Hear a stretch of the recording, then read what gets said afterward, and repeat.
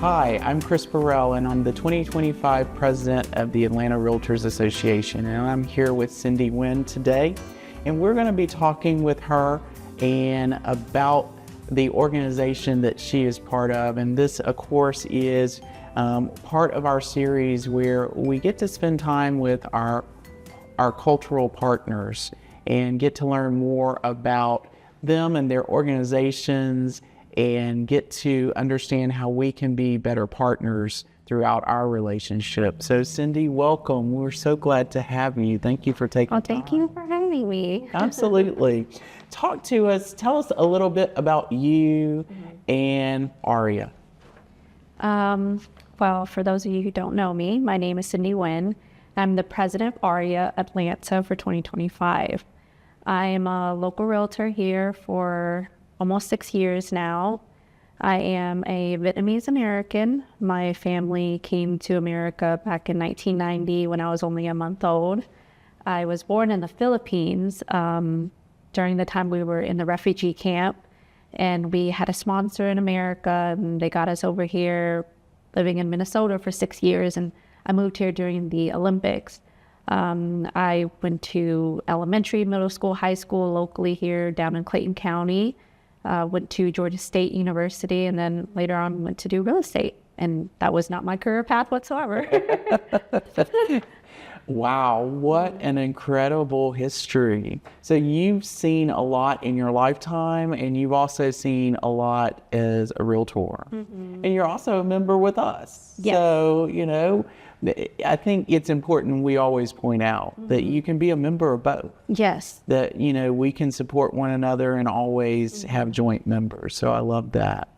Talk to me about because you said, I didn't first get into a career in real estate. Yeah. You know, that wasn't my initial intent. And I think that's a lot of us. So talk to me a little bit about what led you to become a realtor. So being the first daughter of a first-generation immigrant family, my parents wanted me to be a doctor, a lawyer, something of respectable status kind of career. In their mind, they didn't know any better. They wanted something where it looked stable, good income. And the reason why they came to America is for their kids to have a better life. They weren't really exposed to other career fields. I did want to become a pediatrician, a nurse, a dental hygienist, a teacher, and I think my passion is that I want to help people. Real estate kind of fell in my lap in a way because there was some misfortune in our family with health-wise, so then I just learned that healthcare was not my profession at all. But I still wanted to help people, but I needed a flexible career so I could still take my dad to the doctors and things that way. And they're like, why don't you become a real estate agent? Like, she seems like she has a nice car, nice clothes, nice life. Little do they know it's not as glamorous as people make it seem. That's right. But I think first, all our members can relate to that. Yes. And at first I was like, no, I don't want to do anything that you want me to do. Like, why? Sure. But then I just took my course and I got my license in 2019 and made my first sale 3 months afterwards. And then COVID came. Right in the And here we are, right? Yes. Well, talk to me a little bit about what it's been like not to just be a professional in the business, but also to now be in a leadership role as the president of AREAA. Oh, wow. At first, when I joined AREAA, I did not plan to become president. I just wanted to become a member, but, you know, they kind of like, join the board. And then I learned so much. I went to something called their national convention that they have once a year, and it's with all the chapters nationally, and they meet at a different destination every year. But I was exposed to such greatness, so much leadership. These people have done so much in their careers, young, old, and they've been there for so long. And I'm like, wow, if I want to be a part of this conversation, I need to be part of something like that. That's right. And I can see the succession line going, and I'm just like, ooh, do I want to be president? Like, I have to plan ahead. Sure. And I'm thinking of my age, my years, and I'm like, fine, I'll do it. And I was like, okay, I'll sign up as secretary. And I remember one board member was like, you know where that's headed, right? And I'm like, yeah, I do. And I want to be president one day. And I waited, did my time. Right. And now that I'm president, I'm like, wow, I do give a lot of respect for people in leadership positions. It is a lot harder than it seems, but it's a lot of dedication, a lot of time. And you have to really care about the people, the organization that you're in, and what you do for you to be a good president. And like being a good president can be very different to a lot of people, but I think it's the best that I can do. It's the best that you get. That's right. That's right. So speaking of which, tell us a little bit about the history of AREAA and how it started and maybe why it was started. It was founded with our 3 founders back in California. They obviously have a lot more chapters back in 2003. They just wanted to see if they can form an organization that could have a voice for the AAPI community. And NAREP had already existed, and so many other multicultural organizations have existed. And they're like, why not start something? And of course, it was very hard, and there's plenty of educational videos about AREAA on our website, but I'm so glad that they did come together, and now we have so many new chapters coming up, and there's several chapters in our Southeast region too. And I think here in Atlanta, it's now been close to 20 years. I was a part of their 15th year anniversary, and I think mine was at 17. But I'm just so proud of where we're at today. Sure, sure.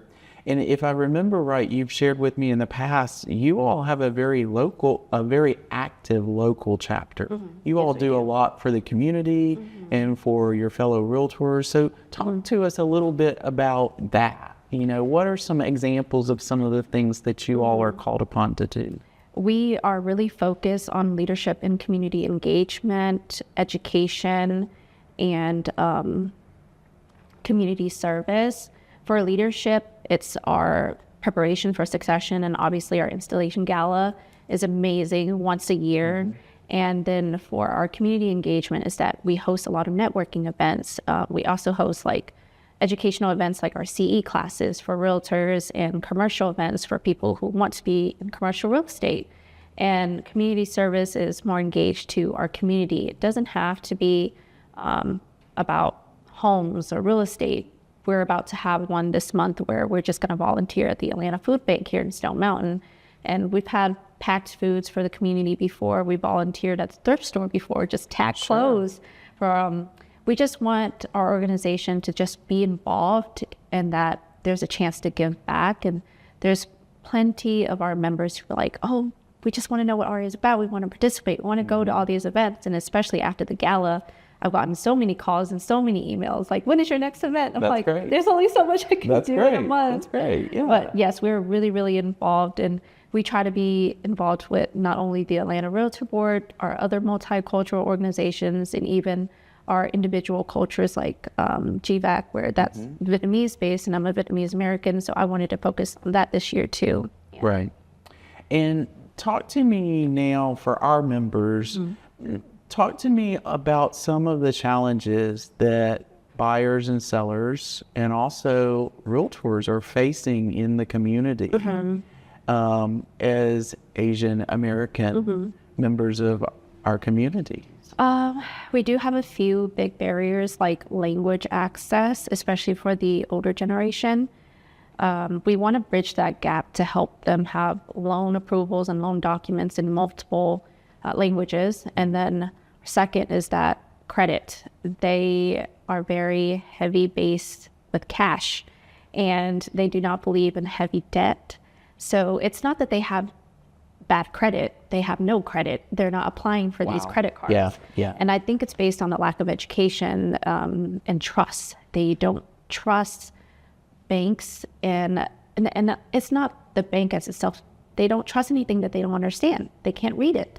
And even if they could, they don't understand the words. And to be honest, most of us don't either, because we have to Google it, search it, and try to understand it. And we're here, and we go to school here, and we have the better resources to do it. But for them, they're like, oh no, I don't understand it. They're trying to scam me of my money. Right. And then third is that everyone thinks that we're all crazy rich Asians, which is not because true. that's the persona, right? Yes, which is not true. Yeah. Most of us are struggling with affordability, just like the local Americans here. We're all struggling with the same thing. And the thought process of we have to have 20% down. I refuse to do 3% down, but they have plenty of other options. They're just thinking, oh, that's just debt, high mortgage payments, high rates. So I think it comes to education. If they have a way what we can inform them in our language, in multiple different languages, they will feel more comfortable. Sure. It's just all misinformation at this point for our community. Yeah. And talk to me about, you've touched on it a little bit already, but talk to me about Asian American. That encompasses a lot of cultures within that title, Yes. if I'm not mistaken. So talk to me a little bit about who are some of the communities that you all represent as members, meaning realtors, and then also helping from a consumer standpoint, right? Helping clients. So talk to me a little more about, because that's something unique, that there are cultures within the culture, Yes. right? So talk to us a little bit about that. So for me as president, I am Vietnamese-American, so I am Vietnamese. There's other members who are Korean, Chinese, Burmese. Let me not miss anyone. There's even Lebanese. And let me see. We represent not only Cambodian, Thai, Laos, Malaysian, Filipinos. There's just so many. Sure. And you don't have to be Asian to be in AREAA. But yes, most of the Southeast Asian we do cover, but South Asians are also included with us. We do have not only realtors, mortgage lenders, CPA, home inspectors that speak all these different languages. And even if they didn't, they know someone who does. Sure. And these are the vast resources that AREAA offers to the community itself. And I think it's so beneficial for anyone who knows someone to even be in AREAA to help them through the home buying process, or even like trying to build generational wealth.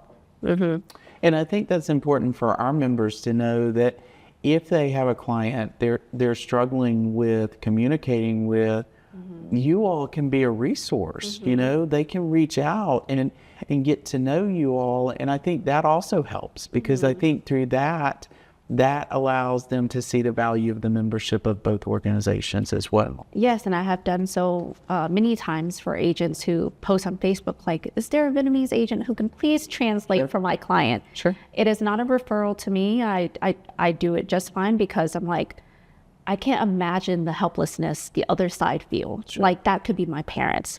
Like, the money is not important to me. It's more so like this agent is struggling, and that she wants her clients to have the best service. But there's a language barrier. Sure. And she doesn't have these resources. And what are her resources? The people that were in AREAA. Well, that's what we're here for. We're not here to just like give the client over to me. Right. Like, no, give us a call, send us an email, and we'll be more than happy to find you the right person, the right contact to help you through your transactions. And it doesn't even have to be in real estate, anything, because like our community does need the help. And if it's available, why not? Sure. And you talked a little bit about trust, and I'd love to come back and revisit that word, especially in the Asian American community. Yes. Because I think, at least my experience has been, that is a very important word, but more importantly, a very important way to live and to do business. So talk to us a little bit about that word. In our community, we are very skeptical. So trust is very important. You have to be consistent. And I think the most important part is listen. Not every person in our community is the same, obviously. And if they're Vietnamese, Chinese, Korean, Filipino, they're all very different clients. And as realtor myself, when I take them out to see houses and stuff, I have to listen to what they want. It could be a cultural thing. It could be a superstition. It could be a family thing that they pass down. But you have to respect what they're telling you. Listen to what they're telling you. You don't necessarily have to believe full on, but you're trying to serve your client the best that you can. Sure. And when they see that you are listening, you are respecting them, trust is built there and trust is earned. And when they can confide in you and they can see that you're working for them and with their best interests at heart, I think that's where trust comes in. But it does take some time. Sure. Yes. Sure. And rapport does matter too in the community, and reputation and all those things. But that's in any community. But I think with the AAPI community, they've just gone through so much in past generations, and I can see where trust issues stem from. But with so much money being dealt with, or business and things like that, trust is number one for sure. Yeah. And I think that's important, right? Across many industries, I think trust is important, but especially when dealing with the Asian American community. Yes. Talk to me about the nuance, because there are so many different cultures within the culture. Talk to me about some of the things that you find that maybe realtors who are not part of the culture mistaken or make assumptions about, that maybe it's a great time to educate everyone on. What's kind of crazy is sometimes the stereotypes fits, but we do go through a lot. If you have not worked with anyone from our community before as a client, I do have to say that a lot of them do come with superstitions when it comes to purchasing a house. And it's funny. It's just, you got to stand with the compass, trying to see which side the house is facing. It's good luck, bad luck. And Sure. It comes down to religious aspects too. And the staircase in the middle where you open the door and the stairs are right there. And I've seen a client where like, oh, it might be just a little bit to the left. And she starts to count her steps. And she was like, this is 9 steps over. I think we might be okay. Yeah. And there's houses where I can't have the number 4 in the address, or the front door can't be facing the back door, like straight across. Like I've had clients don't even want to go through it. They're like, my luck is just coming right out. Yep. They do like open space, yard, no HOA kind of thing. They hate HOAs. But yes, and then comes to not just looking at homes, but financing. Sure. Oh, we have the money. We don't need the pre-approval. You just tell them I have it. And it's usually I have cash in the home, and it's not even being able to be sourced. But yes, those are the times when you do need trust, and you got to build that trust with the client, but you have to also tell them that this is not how it works. I'm going to show you how it does, and then have all these people that you trust come along and help you through the process. Like, this is how you get financing to buy a home.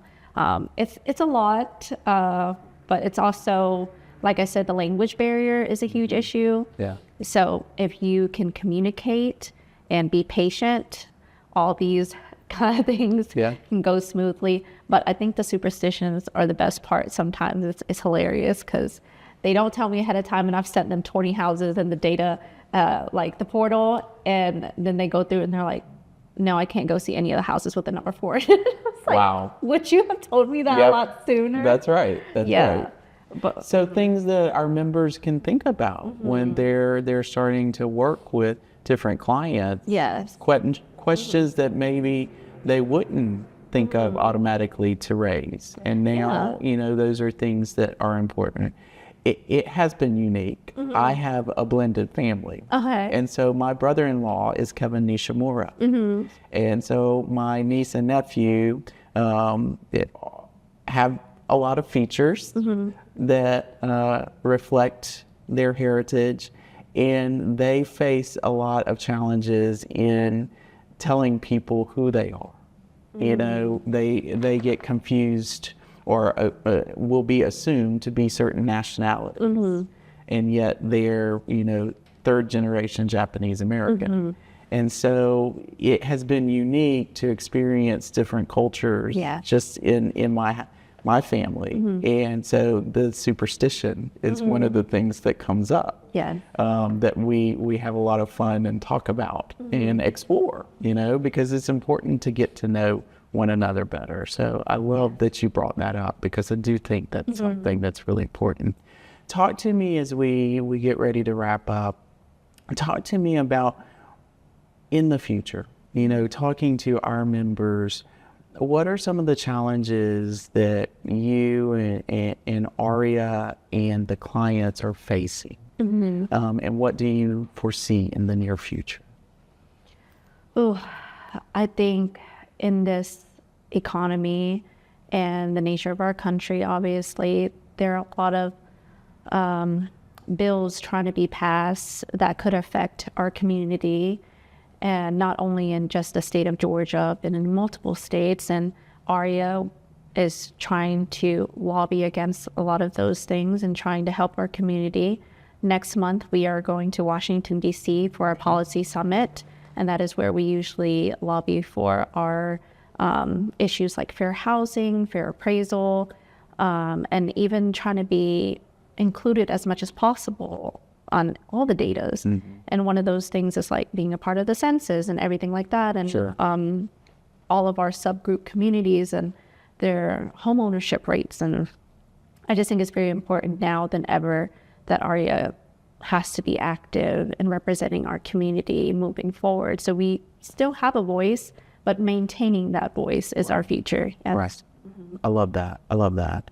And, for our members out there, how can we continue to support and be an ally? Because, many of our members are also members of AREAA. So, it benefits both of us to have a united voice and support. So what are some things that maybe we could be doing or continuing to do to be those great allies with you? I think commitment is very key.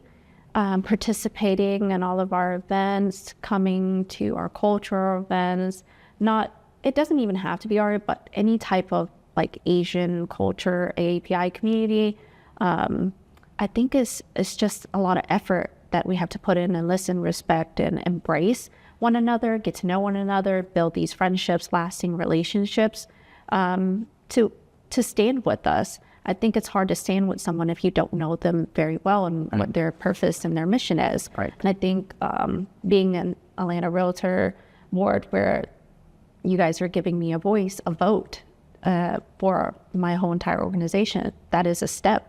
That is progress. And I'm so gracious, and I think our organization is also where we're like, oh, we get to go to those things too, where it's not just Asian based.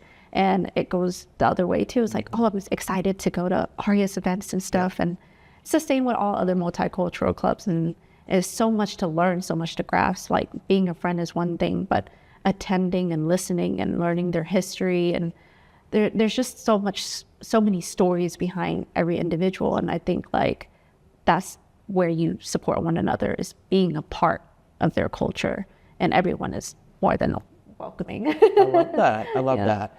And it's true. You as the president sit on our board of directors, and we've made a commitment, and that commitment includes that you're a voting member of our board of directors. So I think it is always good to highlight for our members that we are taking steps to make sure that we continue to find ways to partner and to support one another and to be allies, because not one person can do it alone. Yes. And so I think these videos really help us just give a glimpse into some of the challenges that our peers are facing every day, that maybe some of us as members that don't face the same challenges don't know. And you touched on it. Knowledge is power. Yes.